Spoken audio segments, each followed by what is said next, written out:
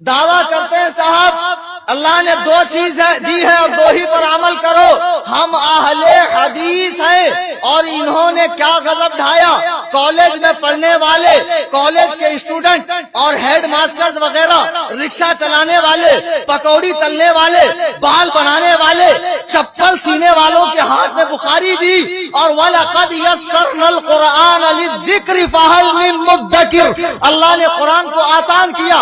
قرآن پڑھو, اپنا دین سمجھو. حدیث پڑھو, اپنا دین سمجھو. کسی مولانا مولوی کو پوچھنے کی ضرورت نہیں ہے. خود ہی قرآن حدیث پڑھو, خود دین پر عمل کرو. ماشاء اللہ. اب آپ ہی لوگ قرآن حدیث پڑھیں گے تب تو مدرسے کو بند کر دینا چاہیے امام ملت. یہ جو بڑے بڑے جبال علم یہاں بیٹھے ہیں, یہ مفتی فاروق بیٹھے ہیں, یہ مفتی سرفراز بیٹھے ہیں, یہ حضرت مولانا عبدالعلی فریدی بیٹھے ہیں, اور کون قاضی صاحب بیٹھے ہیں, بڑے بڑے علماء یہاں بیٹھے ہیں. آپ کو معلوم ہے یہ مدرسے میں گئے 8 سال تک پہلے ان کو درس نظامی پڑھایا گیا, آخری میں ان کے ہاتھ میں بخاری دی گئی. ماشاء اللہ, یہ تو پہلے ہی دن بخاری کھول کر مسئلہ نکالنے لگتا. ہمارے یہاں ایک حجام صاحب ہے, بال چھلتے چھلتے صحیح بخاری سناتے, بال چھلتے چھلتے. ایک صاحب میرے پاس آئے, میں مدرسے میں بیٹھا تھا, لنگی اور بنڈی میں, واللہ باللہ میں سچ کہہ رہا ہوں, جھوٹ نہیں بولتا ہوں. کچھ مقرر ایسے ہوتے ہیں ہمارے یہاں جن کو قدم قدم پہ وہاں بھی ملتا. میں وہاں گیا تو وہاں بھی ملا, وہاں گیا تو وہاں بھی ملا. جو واقعہ میرے ساتھ ہوتا ہے میں وہی بتاتا ہوں. میں دارالفتہ میں بیٹھا تھا, ایک صاحب آئے لنگی بنڈی میں, بولے مولانا خط پڑھ دو. میں نے کہا ہم تمہارے نوکر ہیں, خط پڑھے؟ تو بولے مفتی صاحب پڑھنا نہیں آتا, اسی لیے آپ سے کہہ رہا ہوں پڑھیے. خط کھولا صاحب میں نے, ان کے گاؤں سے خط آیا تھا ان کے بھائی کا. سلام و دعا کے بعد معلوم ہو کہ ہم سب خیریت سے ہیں اور پورا گاؤں تقلید کی گندگی سے پاک ہوا. اب ہر شخص ڈائریکٹ قرآن حدیث سے مسئلہ نکالتا ہے. ماشاءاللہ. اور یاد رکھو, شہر میں جا کر تم کہیں بگڑ مت جانا, کسی مولوی مولانا سے مسئلہ مت پوچھنا. جو بھی ضرورت پیش آئے کتاب اللہ سے اور صحاح ستہ سے اپنے مسائل حل کرنا, کسی مولوی مولانا سے مت پوچھنا. اب میں بس کرتا ہوں اس لیے کہ جو صاحب خط لکھ رہے ہیں ان کو ذرا جلدی ہے. آپ تو جانتے ہیں میں لکھنا نہیں جانتا ہوں.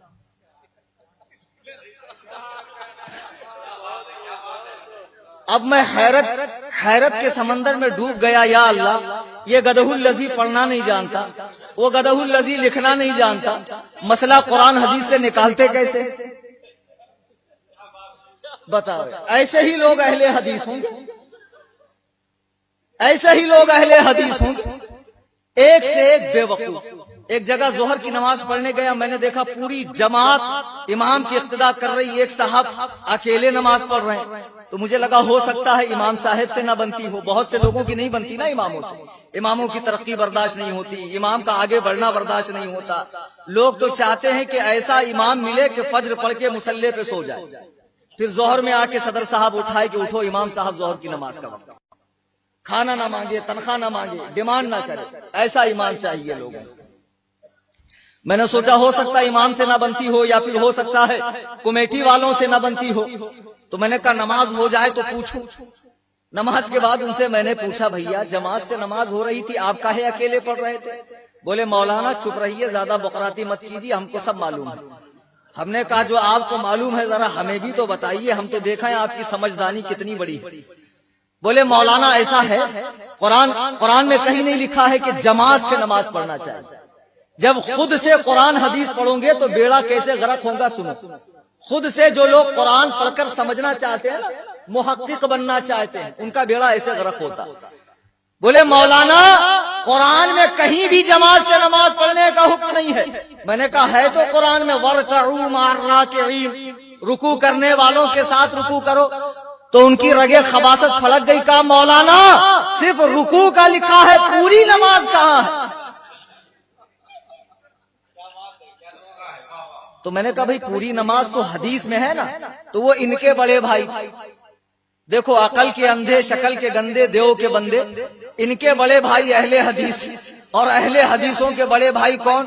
اہل قرآن. کون؟ وہ اہل قرآن کو. بولے مولانا میں حدیث نہیں مانتا ہوں, حدیث تو نبی کے جانے کے دنیا سے 300 سال کے بعد لکھی گئی، میں کیسے مان لوں کہ یہ رسول اللہ کی بات ہے؟ میں نہیں مانتا۔ تو میں نے کہا اچھا ایک بات بتاؤ، اگر جماعت سے نماز پڑھنے کا حکم نہیں ہے تو اکیلے نماز پڑھنے کا حکم ہے؟ بولے ہاں مولانا، قرآن میں اکیلے نماز پڑھنے کا حکم ہے۔ میرے پیروں کے نیچے سے زمین نکل گئی، یا اللہ قرآن میں ایسا حکم کب سے آ گیا؟ میں نے پوچھا کہاں؟ تو انہوں نے آیت پڑھی، ان الصلاۃ تنہا۔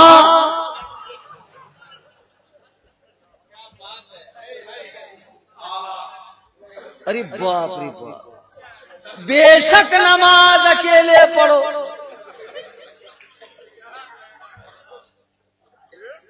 میں نے کہا تم تو بہت بڑے فضیلت الشیخ چلی معلوم پڑھتے ہو یار، تنک نیچے بیٹھو تو آپ کے وجود نامسعود کو نیچے رکھو۔ تو وہ سمجھے بہت اچھا بولا میں، ہاں تو بیٹھ گئے۔ تو میں نے کہا ایک کام کرو، ذرا ایک ایک لفظ کا ترجمہ کرو۔ بولے انا مانے بے شک، القاموس میں آتا ہے۔ اچھا میں نے کہا ماشاءاللہ القاموس کا بھی نام معلوم ہے آپ۔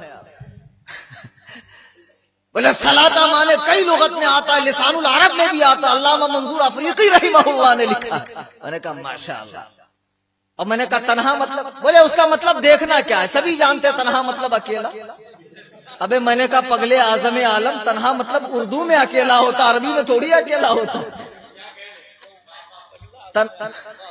تنہا مطلب اردو میں اکیلا ہوتا ہے کہ عربی میں اکیلا ہوتا؟ وہ تو اردو میں نہ اکیلا ہوتا ہے، تو اس کا ترجمہ، اس کا مطلب نہیں دیکھے گا، اس کا ترجمہ نہیں دیکھے گا، ایسے ہی محقق بن جائے گا۔ بتاؤ ایسے بے وقوف لوگ سعودیہ چلے جاتے ہیں، اب پھر ماشاءاللہ 3 میل کا یہود چھاپ داڑھا رکھ کر ماتھے پر شامی کباب، رسول اللہ نے فرمایا ٹخنوں سے اوپر پہنو، یہ گدھو الذی گھٹنے سے اوپر پہن رہا ہے، اور اتنا قابل اس کا پیٹ العلوم ذرا دیکھو کتنا بڑا ہے۔ ایک صاحب تھے ان کا پیٹ العلوم ضرورت سے زیادہ بڑا تھا۔ ایک دن ان کا نوکر پیر دبا رہا تھا، تو پیر دباتے دباتے اس نے پوچھا حضور اس میں کیا ہے؟ تو اس نے پوچھا حضور اس میں کیا ہے؟ بولے بیٹا اس میں گندگی، اس میں غلاظت۔ تو اس نے کہا حضور یہ آپ ہی کی ہے کہ پورے محلے کی؟ تو ماشاء اللہ ایک سے ایک قابل لوگ قرآن حدیث کی تحقیق کر رہے ہیں۔ اب عقل کا اندھا، شکل کا گندا، دیو کا بندہ، یہ تو بڑے خطرناک ہوتے۔ کبھی دیکھا آپ نے ان کو اثر کے بعد؟ میں بتاتا ہوں، چھوٹا سا ٹریلر دیتا ہوں۔ اثر کے بعد تبلیغ کرنے نکل گئے، تبلیغ جماعت نہیں ہے، تکلیف جماعت۔ کون سی جماعت ہے؟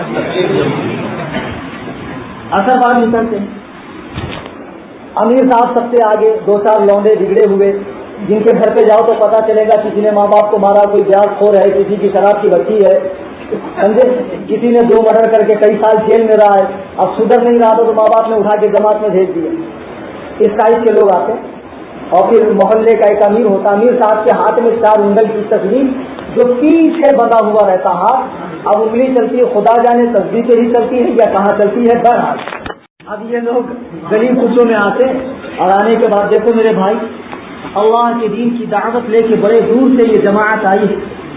میرے بھائی یہ ساؤتھ افریقہ کے ڈائمنڈ کا کارخانہ کھلا چھوڑ کے آئے، ویری گڈ۔ ساؤتھ افریقہ سے انڈیا تک کا جو ڈسٹینس ہے، جو فاصلہ ہے، اس میں جتنی کنٹریز آتی ہیں سب میں اسلام پھیل گیا۔ اتنا بھی ٹائم نہیں ملا کہ حضرت جو ہے ڈائمنڈ کا کارخانہ بند کر دو۔ بہرحال یہ ساؤتھ افریقہ سے آئے ہیں، وہ آتے ہیں کیرلا سے، کیونکہ وہ کلر کیرلا والوں کا۔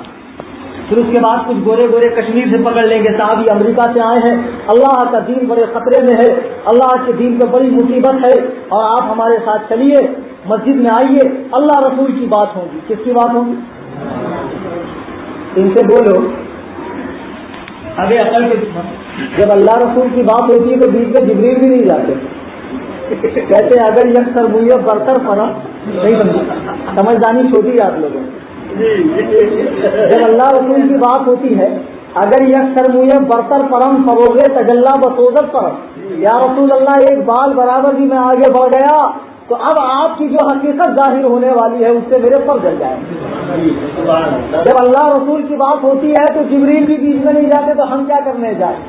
تو بہرحال اس کے بعد آئیے میرے بھائی, اب بیچارہ یہ پان ٹھیلے تو پان لگا رہا ہے, اللہ کی جماعت بڑے دور سے آئی ہے میرے بھائی, یہ بڑا نیک کام ہے, نبیوں والا کام ہے, خدا والا کام ہے, رسول والا کام ہے.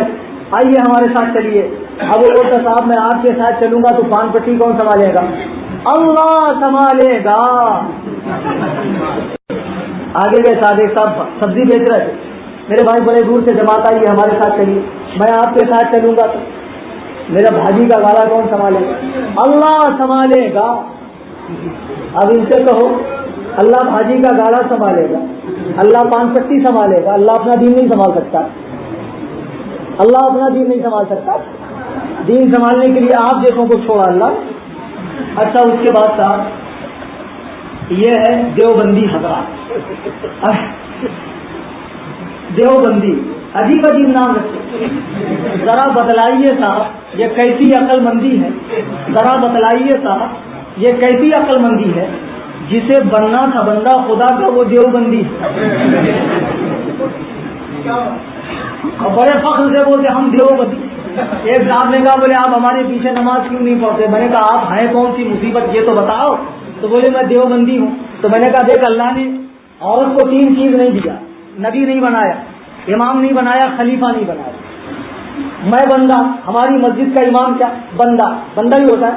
اگر یہاں بندی کو کھڑا کر دو تو کوئی نماز پڑھے گا؟ شاید یہ غیر مقلد پڑھ لیں, بہت بڑے محدث ہیں یہ لوگ. ہم بندے, ہمارا امام اللہ کا بندہ. تو آپ کو خود ہی کہہ رہا ہے کہ تو بندی ہے, وہ بھی دیو بندی. تو بندے کی نماز بندی کے پیچھے ہوتی ہے؟ بالکل نہیں ہوتی. تو مسئلہ تو کلیئر ہو گیا, زیادہ جھگڑنے کی بات ہی کیا, اس کو مناظرہ کرنے